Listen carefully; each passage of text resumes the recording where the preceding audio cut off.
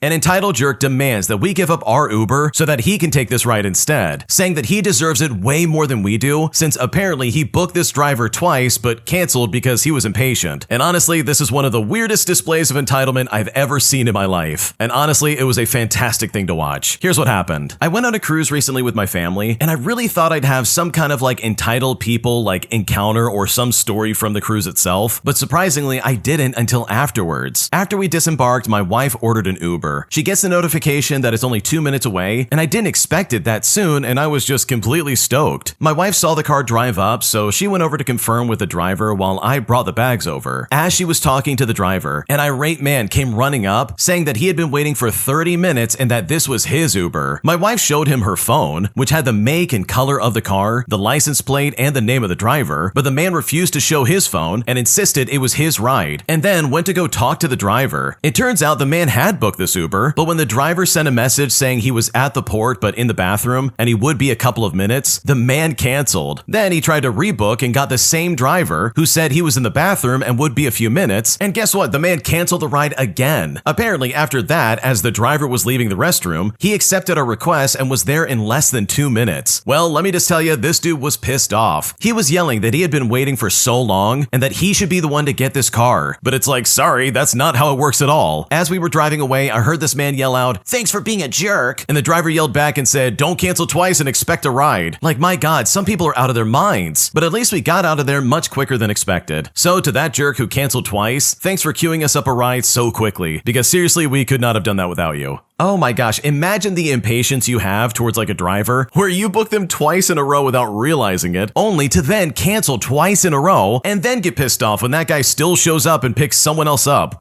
Dude, you have some serious entitlement there. If you had just waited just a little bit of time, he literally would have picked you up and taken you wherever you wanted. But instead, you decided to be a jerk, and honestly, you got exactly what you deserve. So good for the Uber driver. That is some hilarious karma right there. And it just goes to show you that if you're gonna put out negative energy into the world, then you're probably going to get it right back. If you like Am I the Jerk, you're probably going to love Am I the Genius. Check it out, link down below in the description. Also, go to amithejerk.com/submit if you would like to submit your own stories. My entitled sister says that I didn't earn my job and that in fact my aunt actually bought it for me. But after I got Employee of the Month, you better believe I rubbed that right in her face, putting her in her place in a way that was absolutely spectacular. Here's how it all went down. Okay, so this was back a few years ago, but I got a job with the same company my aunt was working at the time, but we just worked at different departments. She retired later that year, but I'm still working at this company right now. Well, my boss man was reluctant to hire me, a tiny woman, to work at basically a men's rehab center, but I proved that I was worth keeping. I've literally saved 3 lives at this job. My oldest sister, who always has been stuck up and ungrateful that literally nobody likes, started talking crap one day about me, saying how my aunt bought this job for me. And mind you, she was unemployed at the time and had been for 2 years now. And my aunt, while well liked and established at this company, was not at a high rank and had no say whatsoever in the hiring. She literally just provided a reference and then quit and retired that same year. Well, fast forward, and it just so happened that I got voted Employee of the Month, to which I got a cheap printed certificate and a $20 Walmart gift card. I didn't really care about the award, but my God, leaving that piece of paper on the countertop where my older sister could see it was incredibly tasty. Interestingly enough, she never said anything about my job being bought for me ever again after that, and nowadays she is once again unemployed. Meanwhile, I kept this job for over 8 years. Oh man, I love this so much. It's always the people who have nothing going on in their lives that try to put other people down. Seriously, this is not crabs in a bucket, people. You don't have to drag me back down with you just because you're unemployed and you have nothing going. So I love this story so much. I absolutely would have done the same thing. And in fact, I would probably have left a copy in her room under her pillow just so she can find it and probably lose her mind over it. Because seriously, let's get real for a second. Your older sister was being super toxic and she deserved to get shut down because her behavior was completely out of line. Am I the jerk for telling a coworker to stop commenting on my snack choices and effectively putting her in her place so badly that she ended up crying? Because right now my manager is saying that I took things just a little too far, and I'm now kind of wondering if I'm the jerk because right now I don't know what to do. Here's what's going on. For a bit of backstory, my work provides snacks for employees regularly and keeps our break room well stocked. There is not a supply issue in play here. I also regularly drink a particular soda, and I don't stray from that unless I'm drinking water. I tend to bring my own since I drink it at home as well, and me partaking in the company provided snacks and drinks isn't keeping anyone else from getting something. Well, on more than one occasion, coworkers have commented on my soda consumption, asking things like, "What what number is that? And I usually just brush it off, even though I hate it and actually find it quite rude. Granted, I have a long-standing issue with questions like that because my dad is notorious of it, but I know of course others don't know that, and I can't expect anyone to automatically know it's a trigger of sorts. Prior to this, I did finally mention that I didn't find humor in the comments and that I don't like it. Like, I kept it short, sweet, and pretty much to the point. A few weeks ago, I was at work in a common area eating a fruit roll-up, and a coworker kind of laughed and then said to me, "How many of those have you eaten today?" And maybe I was already in a bad mood or something, but it was irritating and I was tired of it. I turned to this coworker and I said something along the lines of, "I don't understand why it's any of your business. To me, commenting on what others eat is similar to commenting on their body, and it isn't appropriate. I would never do that to you, and I would appreciate it if you would stop doing it to me." When I said this, she didn't respond, and she honestly looked pissed off or offended, but I didn't care. I just moved on and mostly forgot about it. Well, fast forward to last week, and my manager pulled me aside and said I made the previously mentioned coworker cry. So I explained the situation, and she actually said to me, "Oh, they just care about you. You could have said it a lot nicer." But I explained that I have said it nicer previously, and the comments still continued. I'm not in trouble or anything, but ultimately I got pulled into the manager's office for being a mean girl, even though someone else was being insulting. So seriously, am I the jerk here for telling my coworker off? Because at this point, I'm still very upset. Oh no, you are not the jerk here. That coworker got exactly what she deserved. You should only have to say it once that these people need to stop making these comments and that they're hurtful. And you said it the first time in a nice way. And in my opinion, if you're gonna ignore the nice way, then congratulations, you're gonna get the nasty way. And if you react poorly to the second way, then congratulations, that's your problem and not mine. Because the original poster's right. You don't sit there and be like, "Wow, how many of those have you eaten?" Because they're clearly implying that the original poster's fat or that they need to watch their weight. And I love how the manager's trying to be like, "Oh, they just care about you. You could have said it nicer." But it's like, dude, they could have not said anything at all. They could have minded their business and left me alone. But instead, they want to be super judgmental to me, and it's like, no, I don't think so. That is not happening. So no, you are definitely not the jerk. You didn't do anything wrong. These people are so weird, and in my opinion, your coworker absolutely deserved to get shut down. My fiance has said that I've abandoned her after I went overseas for my brother's funeral and got stuck there as I wasn't able to fly home. And now my pregnant fiance has blocked me on everything. And at this point, I really just don't know what to do. Here's what's happening. Okay, I'm really struggling and I could use some outside perspective to try and figure this out. I'm a 30-year-old male and I've been with my fiance for about 3 years. We were long distance for most of that time and finally moved in together at around April. She's currently pregnant and due at the end of December. At the end of November, my only older brother passed away suddenly in Zimbabwe. He left behind 2 young children, and when I got the news, I was in shock. I felt a strong need to be there, not just for the funeral, but to see my niece and nephew and support my mom as well. I booked a flight the next day and planned to be away from Wednesday all the way until Sunday. I tried to limit the time because my fiance is pregnant, my job couldn't give me much leave, and money is tight with a baby coming. I genuinely believed I could go, say goodbye, support my family briefly, and be back quickly for my partner. On the day I was meant to fly home, I was denied boarding because I didn't have my British passport with me. I had traveled there with my Zimbabwe passport, and I didn't realize this would be an issue. Ever since then, I've been stuck trying to get an emergency travel document. The process took much longer than expected, but it's finally been approved and I should be home early next week. Being stuck here has been awful. I'm grieving my brother, I'm worrying about the kids he's left behind, I'm taking unpaid leave, and constantly stressing about my pregnant fiance being alone back home. I feel helpless and emotionally numb. My fiance is also extremely angry and says that I should have never gone, that I abandoned her when she needed me most, and that we could have saved the money. I understand how scared and overwhelmed she must feel, but I hope that she would understand why I felt I needed to go. Today's her birthday and she's completely blocked me. She told me she can't do this anymore and that she wants to be left alone. Like, I literally can't reach her at all. I never intended to abandon her. I thought I could be there for my brother's funeral, see the children he left behind, and still be there for my partner. But instead, I feel like I've lost both at once. So how do I fix this when I'm not even home yet? What should I do?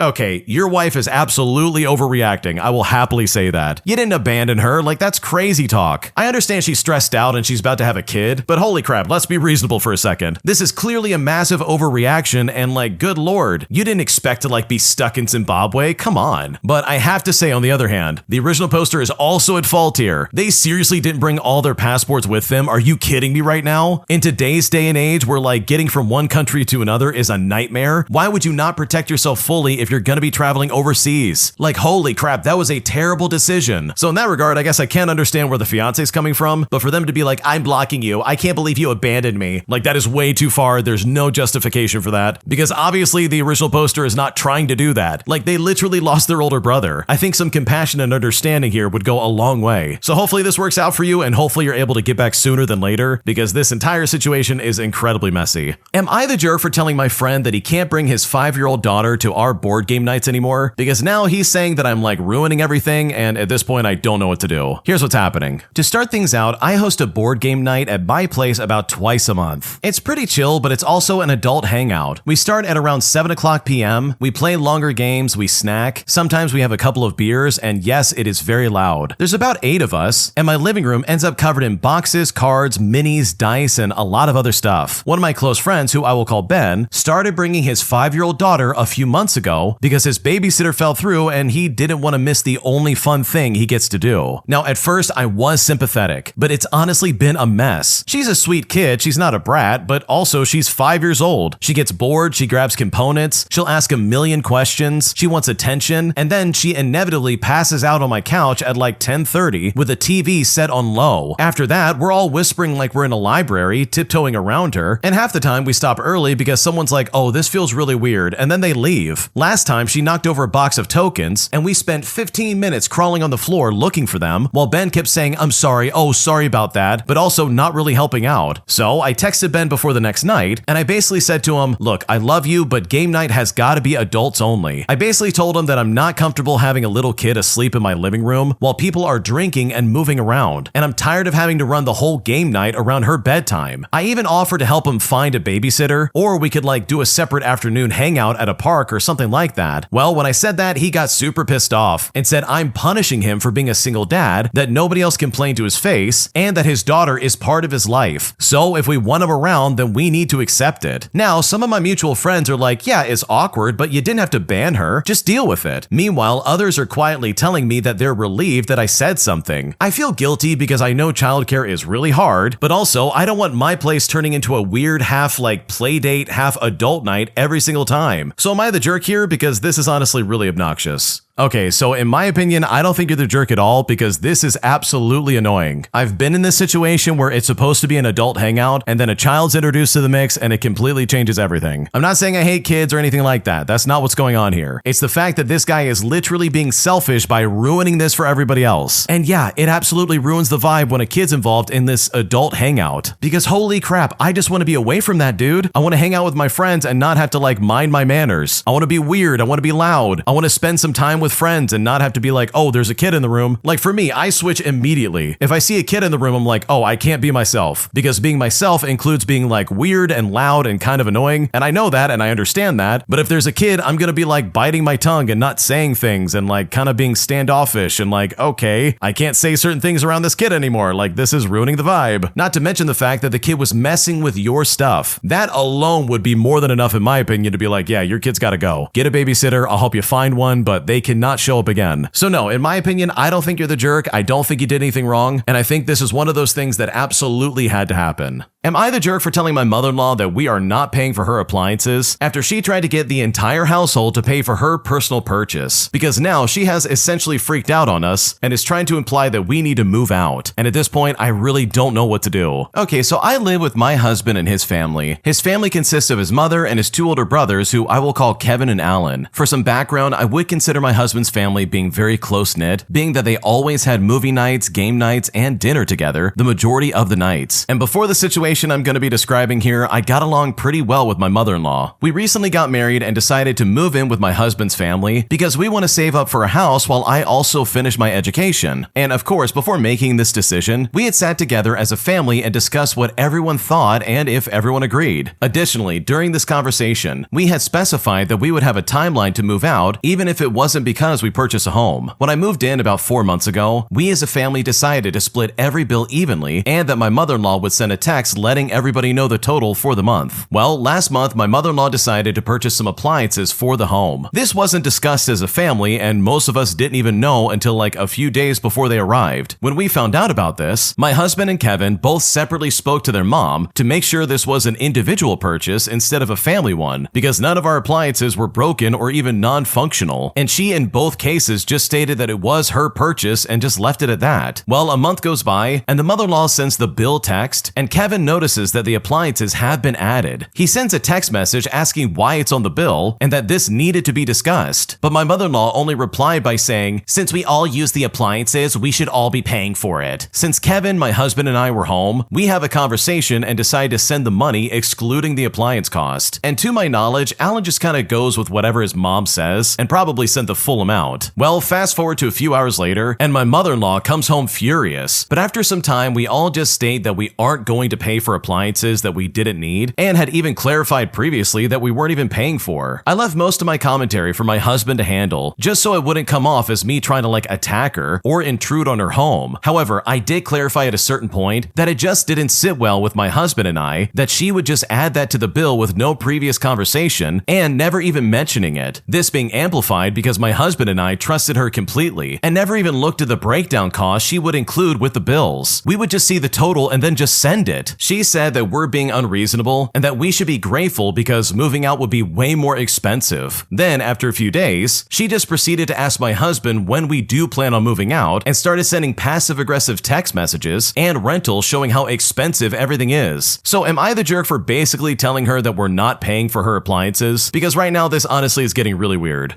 Okay, in my opinion, I do not think you're the jerk at all, and I think your mother-in-law is absolutely overstepping her boundaries. She's trying to make you pay for something that literally you are not responsible for. And she even clarified that, yeah, this is a personal purchase that, guess what, anybody can use. So for her to suddenly be like, you need help pay for this. Like, dude, I don't think so. That is absolutely not gonna happen. I do not agree to that, and you cannot make me. And for me, it is such a telling sign that she's trying to be like, okay, well, I guess it's time for you to go. And she's now like showing you rental properties and being like, wow, look how expensive this is. Because from the sounds of it, in my opinion, it kind of seems like she's giving you an ultimatum, either pay for the appliances or pay to like move out and find another place to live. And that's crazy in my opinion. Like that really is very weird. So no, you're not the jerk. And if I were in your shoes, I would call her bluff and be like, fine, we're moving out, because this is not the kind of energy you need in your life, because it sounds absolutely miserable. Am I the jerk for exploding on a friend after they called me lazy for going to the gym while also unemployed? Because they literally said this is what's wrong with my generation, while also painting me out to be someone who's lazy and not doing everything they can to find a job. Because right now I'm still very pissed off at what they said to me, and I'm honestly not sure if I made a mistake or if I need to apologize. Here's what happened. To start things off, I lost my job almost a month ago. Since then, I have been job hunting daily, pretty much every waking hour, aside from like the 2 hours I go to the gym, which will be important later on. I currently have little to no income, and my bills are starting to pile up. I recently made a new friend who, after learning about my situation, offered for me to stay with them. They live in a more desirable employment area, and also they repeatedly hinted that they wanted to help me financially. I said I was open to staying at their place, but not yet, as I didn't know them too well. I also fully declined financial help, but eventually, when I felt like I had no other choice, I asked for that financial help. They said yes, but they wanted to ask some questions first. They told me that they didn't think I was taking job hunting seriously because I go to the gym daily for like an hour or two. I explained that I have a bad knee and I need regular physical activity, and that it also helps to get away from my desk for just a tiny bit. But when I said this, they just completely dismissed it and said going to the gym was lazy, that I didn't have my priorities straight, and that if I were serious, I'd use that time to make a job happen. I then realized that all they knew was that, oh, I'm applying to jobs, so I clarified that my days are spent applying, following up, taking the tests and assessments, doing the pre-recorded video interviews, etc. to find something. I defended myself, saying that I wasn't lazy. I've held a job without major gaps ever since high school. I've done overtime a lot. I've taken on side projects and so on. But they refused to listen, and even called me entitled and lazy multiple times, accusing me of waiting for someone else to fix my situation, even though the help was something they had offered and I had previously declined. They said my focus should only be on overdue bills, not the gym, and that my explanation was just an excuse. They also said I was young, even though I'm in my 30s, saying I was irresponsible and had no sense of urgency, and said it was expected because my generation has entitlement issues. At that point, I lost my temper because I couldn't understand how 1 hour at the gym really outweighed 12 to 15 hours of job hunting. I yelled at them, saying that it just felt like they were offering help just to look down on me for accepting it. In fact, they probably just wanted to help out, supposedly, so they could feel like a better person than someone else, and that they should stop trying to be nice to people if it doesn't truly come from wanting to help out. I then told them that I didn't want to speak to them again, and I ended the conversation right then and there. Now, someone else later told me that I was too harsh and that I was a bit of a jerk, but I feel like I wasn't at all. So seriously, considering everything that happened, am I the jerk in this situation? Because at this point, I don't know what to do.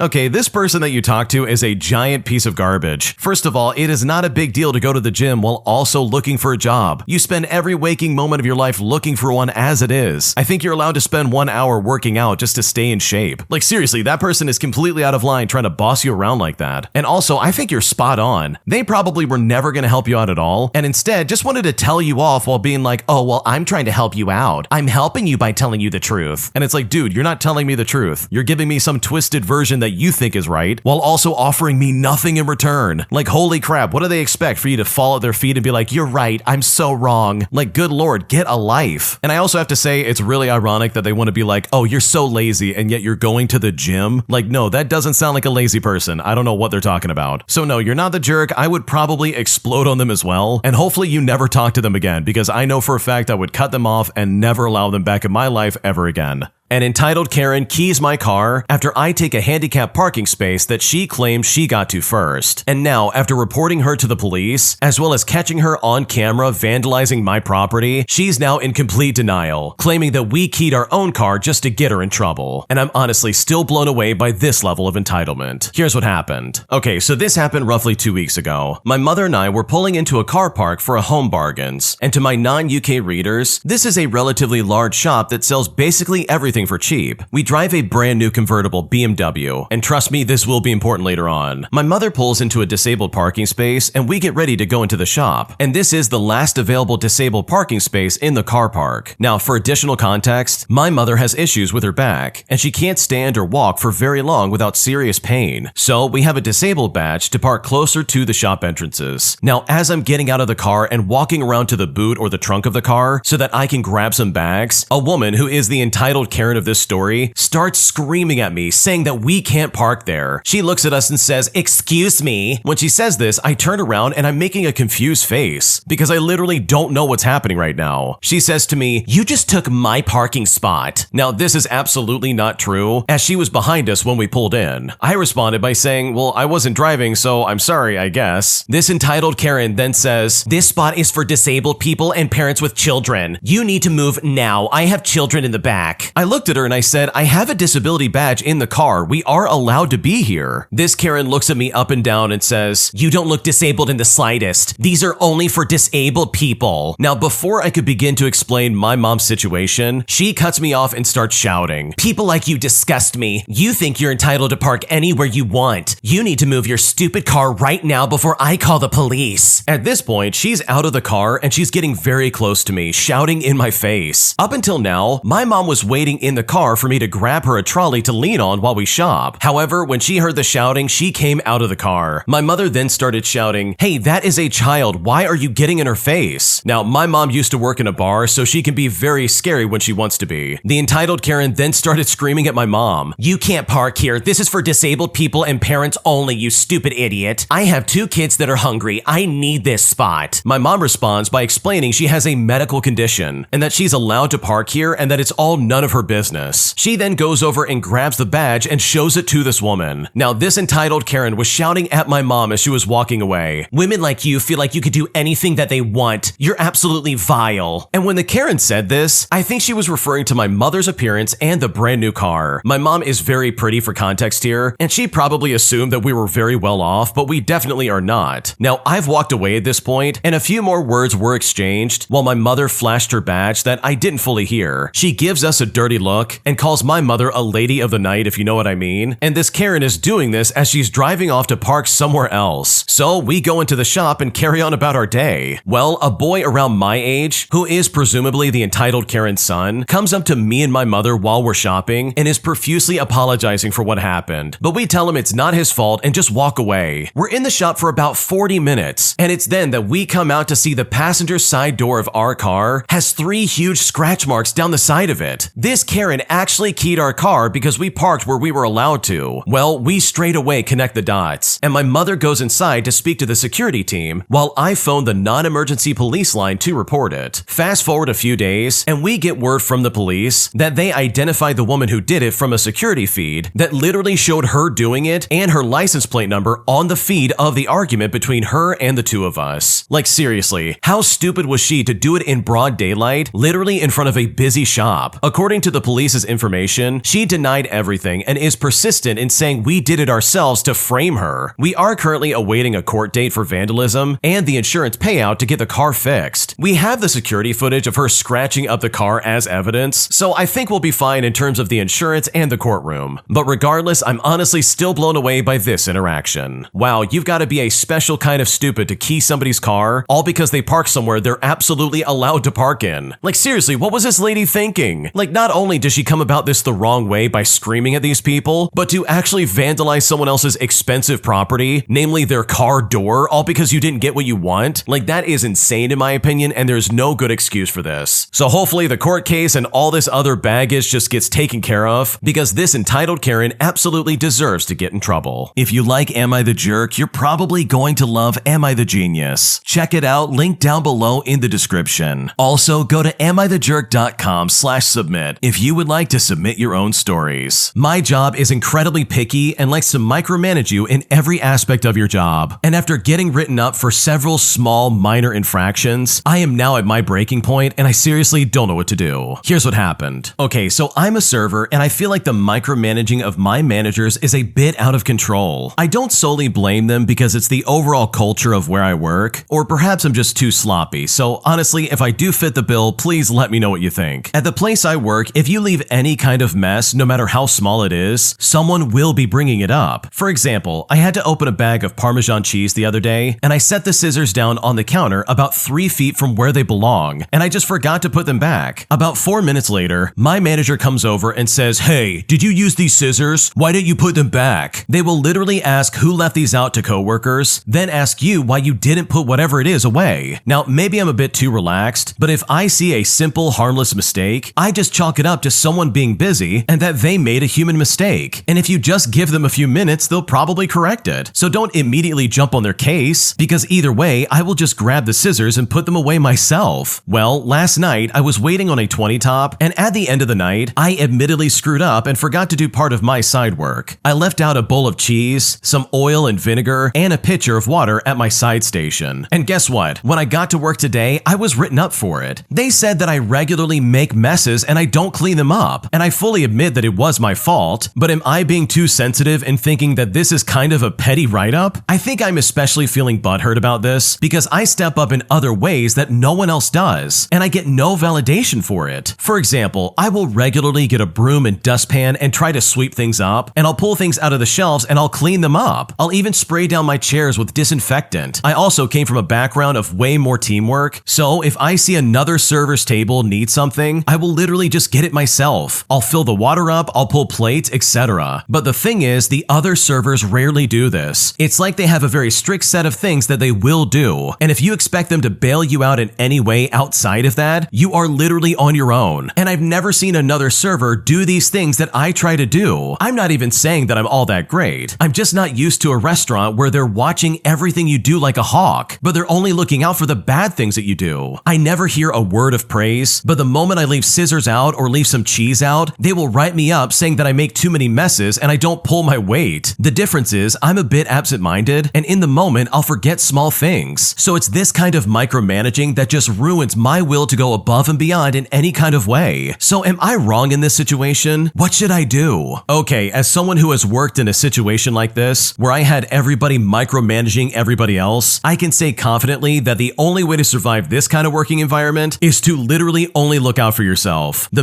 management and your coworkers are stuck in this weird toxic cycle where if anybody makes a mistake, they're gonna report each other, which basically forces them to only think about themselves and not help out anybody else. And this, in my opinion, is a super toxic work environment, and you can absolutely do better than this. Like, I'm surprised you even work there still, because this sounds awful. Because here you are trying to help out your other coworkers, but you're never getting that same kind of treatment in return. Like, you literally go out of your way to help them out and fill up their pitchers of water and pull plates off of their table, and yet they will never do the same thing for you. So no, this kind of micromanagement is not only not normal, but also it's indicative of being an awful work environment. And in my opinion, you can find a much better job than what these people are offering. Am I the jerk for refusing to pay for my friends in a restaurant, as they've basically labeled me as the rich friend of the friend group? Because right now I am frustrated and I don't know what to do. Here's what happened. I'm a 20-year-old female and I have an amazing group of friends from university. There's 7 people in total, and we met in our second year and have been super close ever since. For context, we go to a relatively expensive college with no scholarship, so it's safe to assume all of us are somewhat well off. When we were first getting to know each other, we often went out for brunch and drinks and split the bill most of the time. However, I've been brought up to never let others pay and would offer to cover the bill whenever I could. No one else offered to cover, but I believe it's just not common where they're from. A few months ago, we were talking about our parents' occupations, and I told them about my family. A quick Google search of my name brings up my father's page. However, they never connected the dots regarding our relation. My father is well known in the real estate industry, and he makes quite a bit of money. But ever since then, I've been labeled as the rich friend in our group. Whenever we go shopping, I'm expected to buy expensive items for myself and Uber everywhere instead of using public transport. When I do shop cheaper, it becomes a spectacle. I also feel guilty whenever I pull out only my portion in cash, since I can tell it makes everyone else uncomfortable to then dig through their bags for their share. Therefore, I often just end up covering anyways. A few weeks ago, it was one of my friend's 21st birthday, and I told him I would pay for an activity as a birthday gift. We went out and we had a nice dinner as a group, and I didn't mind since I offered. What bothered me was when I turned 20 recently and was hoping my friends would take care of me for one day. I usually never have this expectation, but I was really let down, since I always seem to be the one treating everyone else even on my special day. My last straw was when we went on vacation recently in my home country, and they, as usual, made plans for a pub crawl night. I initially didn't intend on going since I had scheduled dinner with my parents later that night, but I did eventually cave, and I ended up only going for a few hours. During that time, I had maybe one drink, but I had not eaten all night. I decided to call it a night after 2 hours to go have dinner with my family. Before I was leaving, however, one of my friends asked if I could cover the tab before I left. I would have usually agreed, but this circumstance felt different since I had not eaten and I barely drank anything. I also didn't want to come in the first place. This time, it seemed like they were trying to use me to pay, even if it was unintentional. I simply said that I would, but I ended up leaving without paying. I then got a text later on from one of them saying, "I thought you said you would pay. How was your dinner?" Now, we just brushed over that instance quite easily, but their behavior from that night still bothers me. It seems like I've become the rich friend character that always pays for their friends. So I really need to know, how do I fix this without coming off as some kind of jerk? What should I do? Okay, for starters, I think you need to understand that it really is not customary for someone to pay for everybody's food all the time. Like, that is not a regular occurrence, and if anything, people typically really do split the bill. So from my perspective, it really seems like your friends were taking advantage of your kindness, and not in a way that would be like beneficial towards you in the slightest. I mean, the best evidence of that is them being like, "Hey, before you leave, you want to pay for our stuff?" Like, that's just super rude, and I don't blame you for walking out. I do think the better strategy would have been saying something like, "Oh, I don't want to do that this time, I'm sorry, but I can't do it," or even something like that. Something to say that no, you don't want to do it, and this is kind of crossing some kind of boundary. But I do understand why you reacted that way, and it does kind of make sense. But seriously, you being wealthy should not ensure that you automatically pay for everything. That is incredibly disrespectful, and that is not something that you should be expected to do every single time. So I think there's a lot of ways to go about doing this, but in my opinion, if I was in your shoes, I would make my opinion very well known to these people. Because if they really are as good of friends as you're saying, then they really should understand exactly where you're coming from. Today, I served probably the rudest customer I've ever dealt with in my life as a server, as he was rude, aggressive, and condescending literally from the get-go. And I now hope that this guy never comes back, because he was an absolute nightmare to deal with. Here's what happened. Okay, so this guy walks in with his family and he's already in a bad mood. He has the smuggest look on his face, which deepens with every teeny tiny perceived mistake from me. And this also happened when we had 50 people on the wait list and I was slammed. The host is supposed to both roll and drop off silverware, but there was none in the whole restaurant. And of course, this guy immediately complained loudly about not having any. So I had to drop everything I was doing and roll some in the back. He then rolled his eyes when I brought it back, as if he didn't believe that it wasn't my fault that he didn't have silverware a second after he sat down. He then ordered prime rib and wanted it seared on the grill. He said, "You know what a grill is, right?" When I brought refills while waiting for their food, he was staring absolute daggers into me. And then my manager tells me that I didn't pre-bust their salad plates fast enough. Oh, and he tells me the kitchen didn't catch there wasn't any prime rib, and he didn't tell me until everyone else's food was done. So my manager told the guy that the plate got dropped and he blamed me for it. So when I finally dropped off his free $30 bone-in ribeye steak, he was so red in the face he didn't even speak to me. I even asked him how it tasted after a bite, but he still didn't acknowledge me. The second he was done, I walked over and grabbed his empty plate and asked if he was ready for the check. He said to me,